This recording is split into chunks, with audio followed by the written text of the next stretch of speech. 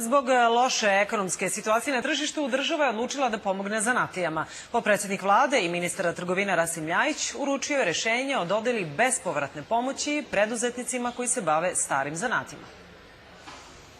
Milan Marjanović zanatlija je iz Obrenovca. Godinama pravi narodne nošnje. Ovo je vranje, srpska tradicionalna nošnja. Džube nije u sklopu te vranjanske nošnje. Posebno mislim da je ona zastupljena više u Crnoj Gori. Ja nosim šumadiju. Ovo je neka stara šumadija, nije ova sada novija. Mešana malo sa kosovskim područjem. Da, malo sa kosovskim područjem i to je to.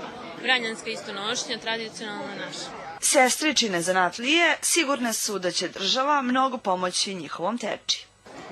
Moja tetka to isključivo i on rade sami.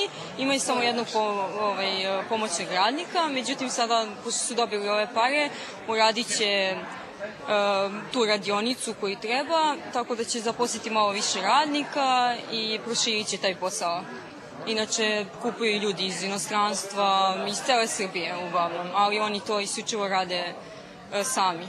A država je spremna da napravi prekretnicu prema starim zanatima, poručuje Rasim Ljajić. Verujem iskreno da je ovo jedan novi početak koji će označiti daleko veće angažovanje i učešće države u celom ovom projektu.